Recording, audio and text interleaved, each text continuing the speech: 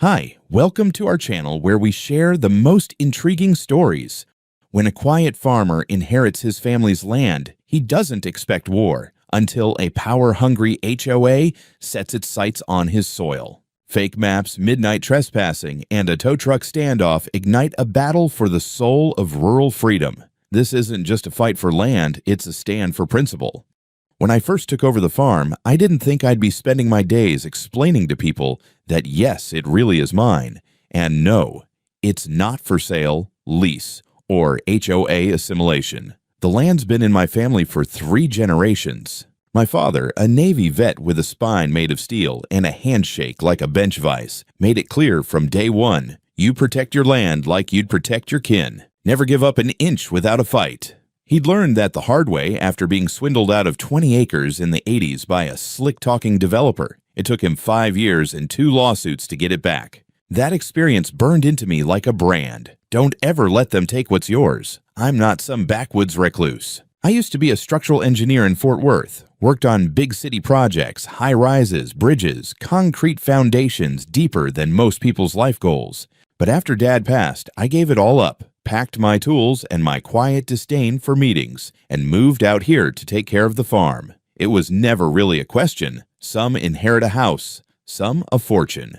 I inherited duty and a hell of a lot of dirt. The farm itself is 120 acres of working land, a main house that creaks with age but stands firm, a couple of barns, a grain silo that rattles in the wind like it's telling ghost stories, and my pride and joy, the tractor. She's old, rust-kissed, and stubborn as a mule on a cold morning, but she runs, and she works harder than most people I knew in the city. For a while, things were peaceful. I mended fences, replanted the south field, restored the workshop Dad built with his own hands. Sunrise coffee, evening beer on the porch, the kind of life no boardroom ever offered. But change has a way of creeping up like weeds in the back pasture. A few months back, construction crews started working on the edge of my land. I figured it was another warehouse, or maybe a gas station. Then came the signs. Elk Springs Vista, luxury living. Next thing I know, they're putting in sidewalks, decorative rocks, and houses so close together you could high-five your neighbor through the window. I didn't pay it much mind at first. Their development sat just far enough from my fence line, and I had enough work to keep me busy without worrying about picket fences and petunia regulations. But you could feel it in the air, a slow creeping encroachment. First came the noise, then the traffic, and then the stairs. One morning, I was moving the tractor after a rain, leaving a few muddy ruts near the edge of my drive. As I hopped down to grab a wrench, a woman in yoga pants and a visor power walked by with her golden retriever, gave me a look like I'd just keyed her car. You really shouldn't be leaving that thing so close to the entrance, she said, gesturing vaguely at my machine. I told her the entrance was to my land and my land only. She didn't respond, just huffed and strutted off like I'd committed a hate crime against her suburban sensibilities. I laughed it off. One Karen didn't make a crisis, but I'll admit, my gut tensed a little that day. I'd seen enough HOA horror stories to know how these things start, and just like weeds, once they take root, they spread. It was a Monday, the kind where the air's thick enough to chew and everything smells like wet hay and diesel. I just finished oiling the grain elevator when I noticed something out of place. Something bright and ugly slapped onto the windshield of my tractor like a slapped-on insult. A fluorescent yellow sticker flapped in the breeze. Big bold letters. Parking violation, vehicle subject to tow, Elk Springs Vista, HOA. I stood there for a second just blinking at it, like maybe if I tilted my head or squinted, it'd turn into a prank or a badly delivered Amazon package. But nope, it was real, laminated and everything. The bottom line read, "Final notice before removal, 48 hours." I looked around. My tractor was parked exactly where it always was. Halfway down the gravel drive that runs from the main house to the north silo. Private road, on my land, always has been. It didn't take a genius to figure out someone from the HOA had taken liberties they had no business taking. And right on cue, I heard it. The distant hum of a golf cart. I turned just in time to see a souped-up, logo-plastered HOA cart coming up my road like it owned the place. 2 figures on board. One of them, a man in his 60s with wraparound sunglasses and a vest full of laminated ID tags. The other, a woman with a clipboard, walkie-talkie, and the same look my high school principal used to get before sending someone to detention. They stopped 10 feet away and got out like they were stepping onto sacred ground. "Good morning, sir," said the man, flashing a badge that looked like it had been printed on a home office printer. "I'm Officer Craig. This is Officer Sheila. We're with Elk Springs Vista's compliance team. We're here to address a violation." "On whose property?" I asked, already knowing the answer. "This road borders Elk Springs Vista Phase 3, and per our community enforcement map, that vehicle," he pointed dramatically at the tractor, "is obstructing a shared-use road. We've issued a citation." I barked out a laugh. "This is a private farm road. Always has been. Check the county plat map. That tractor's not obstructing anything except maybe your overreach." The woman, Sheila, stepped forward and offered me a piece of paper I didn't take. "If the vehicle is not moved within 48 hours, we'll be authorized to initiate tow procedures." "Authorized by whom?" I snapped. Sheila pursed her lips. "Our board. It was voted unanimously." "Oh, well," I said, putting both hands on my hips. "In that case, I guess I'll have to cancel the U.S. Constitution and defer to your HOA bylaws." They didn't laugh. "Sir," Craig said, his voice taking on a rehearsed tone, "non-compliance has consequences. If this becomes a continued issue, we will escalate. We're trying to maintain community standards." I stepped forward just enough for Craig to instinctively lean back. "You're standing on my land. You came here in your toy car, slapped a violation on my tractor, and now you're quoting community standards. I'm not in your community. You got that?" Neither responded. Instead, Craig made a note on his tablet, and Sheila clicked her walkie, mumbling something unintelligible into it. Then, without another word, they got back in their cart and rolled off, slow enough to make a statement. I watched them disappear down the gravel, heart starting to beat a little faster, not from fear, but from the sheer absurdity of it all. Then, out of instinct, I walked back to the house, poured a glass of iced tea, and pulled up the footage from my barn's security cameras. That's when things stopped being absurd and started being criminal. Timestamp: the night before, 11:42 p.m. One of those same HOA officers, couldn't tell which one, climbing over my west fence with a flashlight and a phone out, creeping across the pasture like some wannabe burglar. They made it all the way to my machinery shed, pointed the phone inside through a broken slat in the door, snapped a few pictures, then climbed back out the same way they came. I stared at the screen for a good 5 minutes, my jaw tight, tea untouched. They weren't just playing petty neighborhood politics anymore. They were trespassing, documenting, building something. A war was brewing, and they had no damn idea who they were picking a fight with.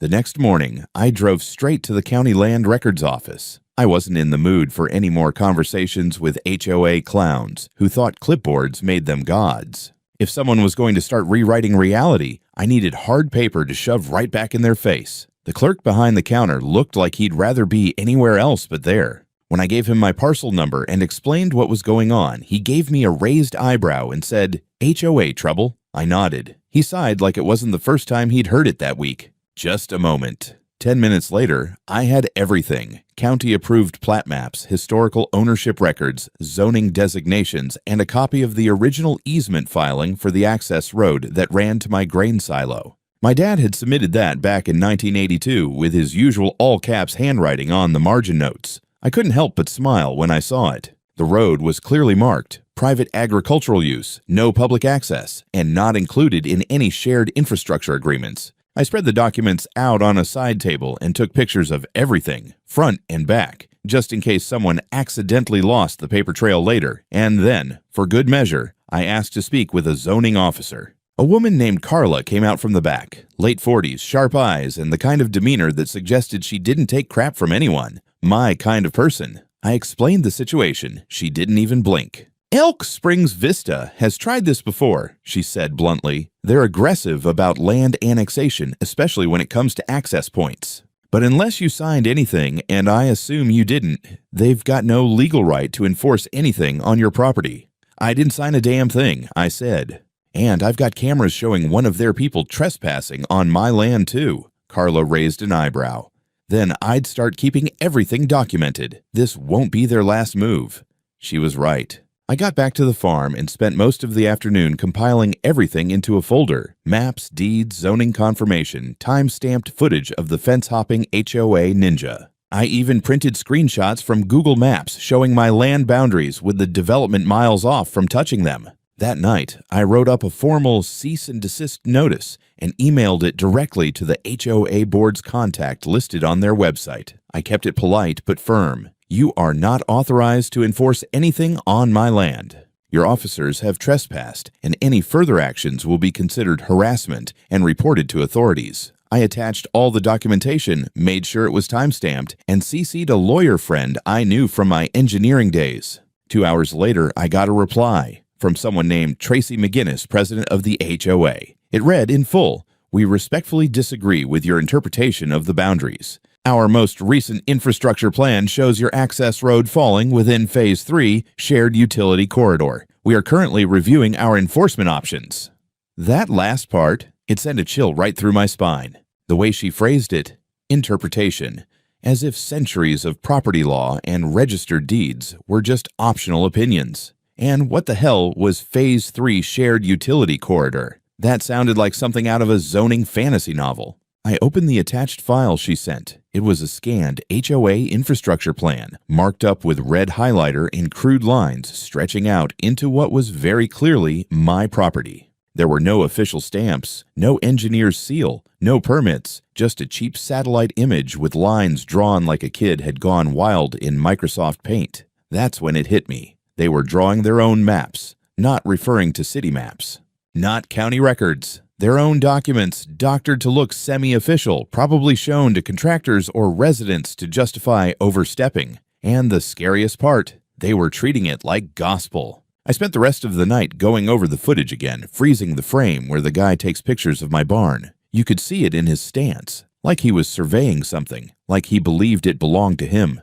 By the time the sun came up, I had 3 thoughts in my head. 1, they were playing dirty. 2, they were just getting started. 3, and they had no clue how stubborn a Randall farmhand could be when you tried to steal his land. I just finished feeding the cattle when I heard the grinding sound of tires on gravel. Not my usual kind of noise. Heavier, angrier. I stepped out from the barn and felt my stomach knot up the second I saw it. A damn tow truck. Big, ugly, and flanked on either side by 3 people in matching reflective vests. The same compliance officers from Elk Springs Vista. Craig was in front again, his sunglasses glinting like some low-budget villain. Sheila followed behind, holding a phone up like she was live-streaming the second coming. And the third guy, some meathead with a clipboard and shaved head, looked like he was there strictly for intimidation. They rolled right into my driveway, and parked like they had every right in the world to be there. I walked up slow, steady, with my hands in plain sight. The last thing I wanted was to give them anything to twist. "Unless that truck's here to tow bad ideas back to HOA headquarters," I said, "you might want to put it in reverse." Craig stepped forward like he was delivering the Gettysburg Address. "Mr. Nick Randolph, as previously stated in our notice, your tractor is in violation of Elk Springs Vista ordinances. We're here today to enforce corrective action." I glanced over at the tow truck, where the driver was already stepping out with chains in hand. I didn't raise my voice. I didn't posture. I simply turned, walked back into the house, and came out 30 seconds later with my old 12-gauge cradled in both hands. Not loaded, but they didn't know that. "Get off my land," I said. "Now." Sheila froze. The meathead didn't move an inch, but his jaw clenched. Craig raised both hands like I'd just pulled a pin on a grenade. "Whoa, sir, this is unnecessary." "No," I cut in.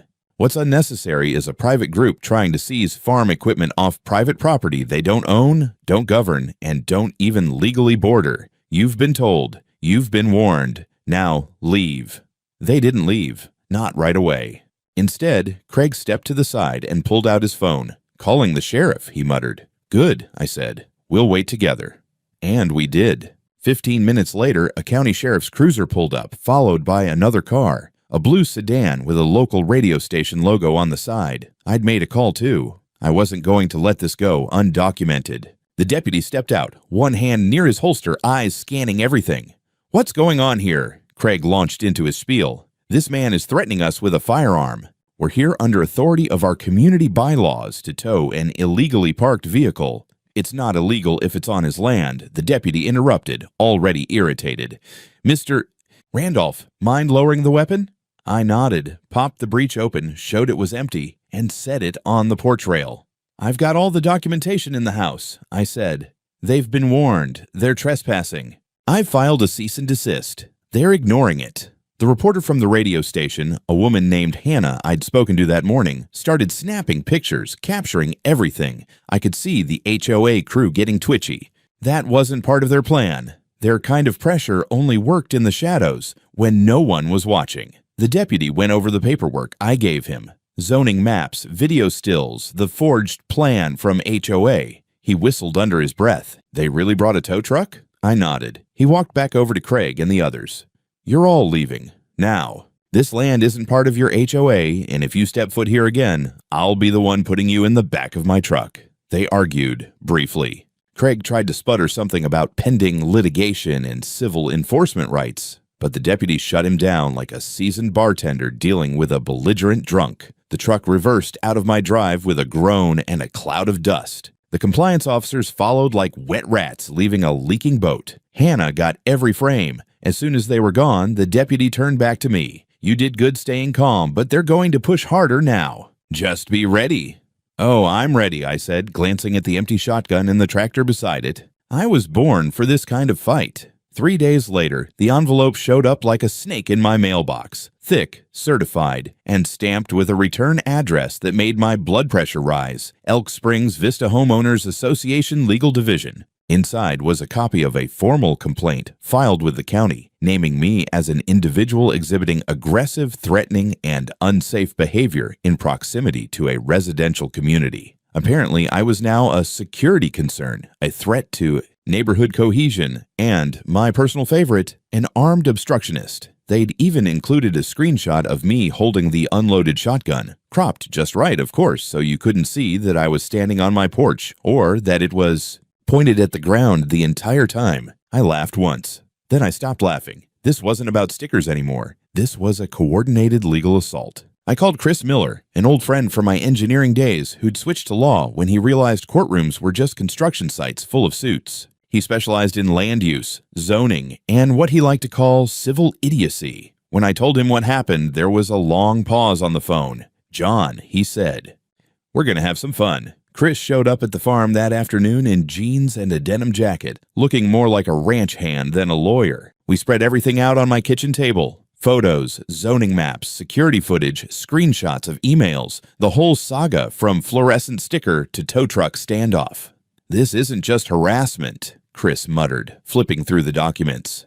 "It's strategic escalation. They're trying to trigger a county response, build a profile on you, wear you down with paperwork until you either sell, give up, or snap." "Well, they picked the wrong damn farmer," I said. "Good. Because I'm about to file a counterclaim that'll have them choking on bylaws." Chris drafted a formal complaint to the county attorney's office citing unlawful harassment, false reporting, trespassing, attempted property seizure, and, the kicker, malicious misrepresentation of zoning authority. We also sent an official cease and desist with a legal threat attached. Continue, and we sue. Meanwhile, HOA didn't let up. Over the next week, I started getting more letters. Notices of community violations, all sent to my address even though I wasn't in their HOA. One claimed that my barn's color didn't meet local aesthetic standards. Another warned that my fencing might be potentially non-compliant with Phase 3 visibility requirements. A third threatened a fine for nuisance livestock odor. My livestock. On a farm. They weren't just being petty. They were trying to bury me in red tape. Then came the kicker. I got a call from a zoning inspector. Apparently, HOA had filed a formal request for an emergency property inspection, citing health code violations, vehicle storage issues, and even, get this, possible black market diesel fuel storage. The inspector sounded exhausted. "I'm sorry, Mr. Randolph. We're required to follow up when enough complaints are filed, but this is clearly a fishing expedition. Come by," I said. "Bring a clipboard and an appetite. I'll cook you lunch while you confirm I'm not running a cartel out of my barn." He showed up 2 days later, did the full walkthrough, took pictures, made notes, complimented the cleanliness of my stables and the organization of my tool shed. Before he left, he leaned in and said, "Off the record, these people are nuts." But that wasn't the end. Chris went on the offensive. We filed complaints with the county planning board, ethics commission, and even the local press. I released the full security footage of the tow truck incident to the same radio station reporter who'd visited earlier, along with photos of the forged HOA map they'd sent me. Within 48 hours, a small news piece aired on the local AM station. Farm owner faces HOA overreach outside development boundaries. Not front-page news, but enough to light a fuse. 2 weeks later, we stood in the fluorescent-lit courtroom of the county courthouse, surrounded by file folders, USB drives, and two very different visions of reality. On one side sat me and Chris, dressed in our best approximation of courtroom respectability. Clean boots, pressed shirts, and not a single frayed thread. Across from us was the HOA's full circus. Their lawyer, 2 compliance officers, and Tracy McGinnis herself, president of Elk Springs Vista HOA, perched on the edge of her seat, like she thought the bench would knight her for civic valor. The hearing was supposed to be about the restraining order they'd requested against me. They claimed I was dangerous, unstable, threatening the safety of their community. Chris had already submitted over a dozen counter documents, videos, emails, maps, timestamps, statements.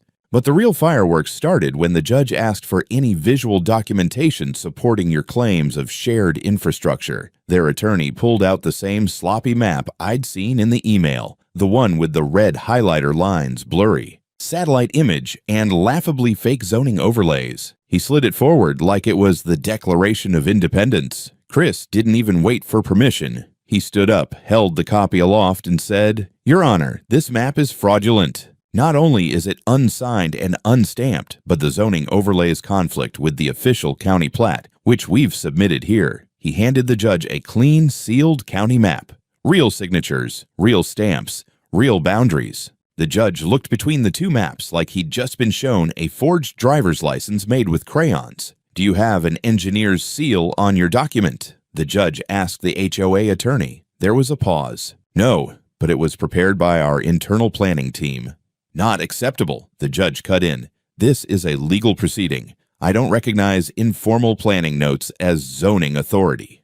Tracy bristled in her seat. "Your Honor, we're simply trying to uphold community standards."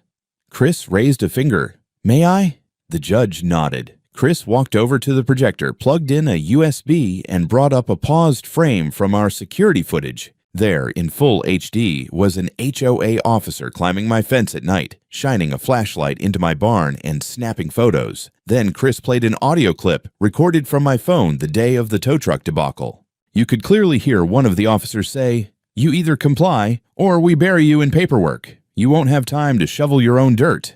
There was a beat of silence so sharp you could hear someone's pen drop. The judge leaned back, took off his glasses, and looked directly at Tracy. "Ma'am," he said, "you brought this complaint, but from what I've seen, you have trespassed, fabricated enforcement authority, misrepresented documents, and initiated a campaign of coordinated harassment against a private landowner." Tracy opened her mouth, closed it again. The lawyer beside her started sweating bullets. Chris wasn't done. "We're filing a civil countersuit today, Your Honor," he said.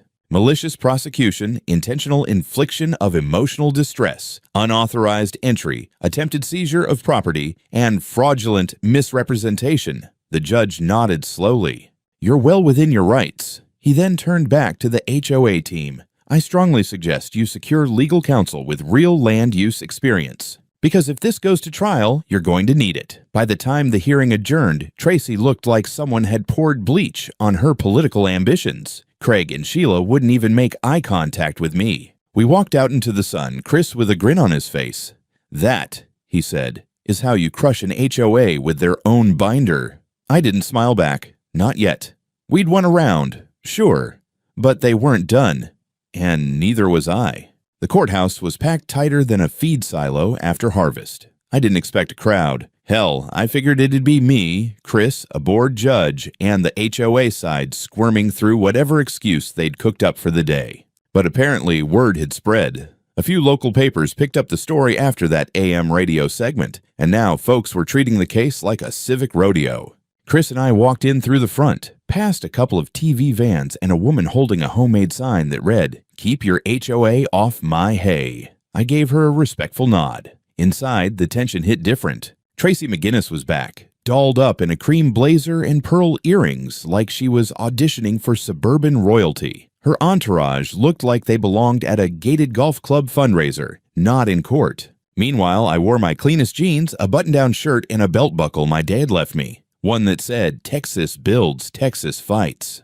I figured it sent the right message. Judge Martin was presiding. Mid-50s, no nonsense, with a dry sense of humor and a coffee habit you could smell from 10 feet away. As soon as we were sworn in, he got straight to it. Today, we're here to resolve Randolph versus Elk Springs Vista HOA. Counterclaims included. I expect civility. I expect facts. I don't want drama unless it's backed up with a timestamp. Chris started strong. He laid out our case like he was reading from a blueprint, the timeline of harassment, the forged map, the security footage, the attempted towing, and the trespass. For each point, he submitted physical evidence, printed emails, notarized documents, certified copies of land maps, and the infamous audio clip where an HOA officer promised to bury me in paperwork. Then he called witnesses. First up was Carla, the zoning officer, calm, collected, and unimpressed by HOA nonsense. She confirmed under oath that my land had no overlap with Elk Springs jurisdiction and that the map they tried to enforce wasn't on file with any official agency. Next came Hannah, the radio reporter. She testified about witnessing the tow truck incident, described the body language of the HOA crew,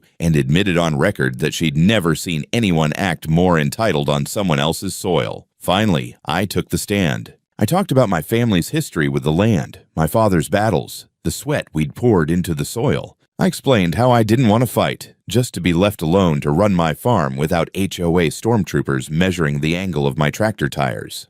Tracy's lawyer tried to paint me as paranoid, hostile to regulation, and even deliberately provocative. He played the clip of me holding the shotgun, again cropped, but Chris was ready. He played the full footage. I was on my porch, weapon lowered, calm, legally standing on my property as a tow truck crossed my gate line without a warrant or court order. Then it was their turn. Tracy took the stand and launched into a teary speech about community values and safety and how Mr. Randolph's behavior intimidated families just trying to enjoy peaceful suburban life. She almost sold it until Chris pulled out an internal HOA email obtained during discovery. In it, Tracy wrote, "If we can annex his access road, we get leverage. He'll fold under pressure if we tie him up with county processes." You could hear the collective inhale from the room. Chris didn't need to say anything.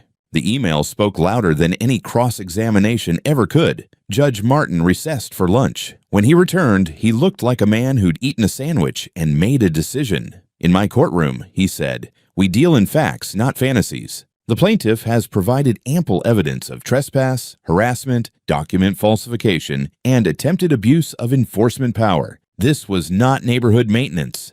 This was predatory expansion under the guise of civic concern." Then he banged the gavel. "Judgment in my favor. $450,000 in damages awarded. Legal fees covered. Permanent injunction against any future HOA enforcement actions on my land." The room erupted, not into cheers, but a slow, collective exhale. Even the court clerk cracked a smile. Tracy looked like she'd swallowed a lemon whole. Craig and Sheila were nowhere to be seen. Rumor had it they'd already been asked to resign. Chris turned to me, whispering, "Let's frame that judgment and hang it next to your shotgun." I didn't answer, but I was already thinking about the sign I'd be putting up at the gate. 3 weeks after the verdict, I installed the sign. Heavy-gauge steel, welded onto a 4-inch post, dug 4 feet deep, concreted in, and bolted down like I expected someone to take a run at it with a truck. Maybe I did. The letters were laser-cut, tall and proud, and they said exactly what needed saying. Private farm. Not zoned residential, not your HOA. Try again and bring a judge. I stood there for a long time just staring at it. The metal gleamed in the sunlight. Behind me, the old barn door creaked in the wind, and the cows lowed like background music to a Western epilogue. It was quiet again. Honest quiet, the kind I hadn't heard in months. The local paper ran the headline, "Farmer wins big against HOA. Don't tread on dirt," he says. It wasn't a direct quote, but it made folks laugh. What I didn't expect was the flood of letters. Dozens, then hundreds. Handwritten envelopes, emails, even postcards from out of state. Farmers, veterans, engineers, retirees, people who'd fought similar fights, people who hadn't. One guy from Arkansas sent me a signed photo of his John Deere with a sticky note that read, "Still free." Somehow this whole mess had struck a chord, so I decided to do something with it. We called it Free Farmers Land Day. One Saturday afternoon, I opened up the North Pasture. No permits, no fees, no HOA oversight. Just a big stretch of open ground, a few long tables, 3 grills going full tilt, and enough sweet tea to drown a mule. Local families came out. Neighboring ranchers showed up. Carla, the zoning officer, brought her kids. Even Hannah from the radio station helped MC. We had lectures about zoning law, property rights, and how to fight back against overreach. One guy brought a whole stack of pocket constitutions and handed them out like candy. Another gave a talk titled, How to Spot Fake Enforcement. Kids climbed on tractors. Dogs ran loose. No one got fined. In the center of it all sat my tractor, cleaned up, polished, parked on a wooden platform with a plaque that read, You can't tow what stands its ground. People posed for photos next to it. Veterans saluted it. A group of teenagers used it as a stage to play bluegrass covers of protest songs. I just leaned against a fence post, plate in hand, and let it all wash over me. That evening, when the crowd had thinned and the sun was sinking low, I walked back to the porch. The barn light clicked on automatically behind me. I sat down, boots up, listening to the night. Next to me on the wall, in a glass frame, was the old yellow deed to the farm, and just below it, my dad's handwritten sign that used to hang over the workbench. Don't yield to thieves. Not an inch. I'd kept that promise, and now the whole damn county knew it.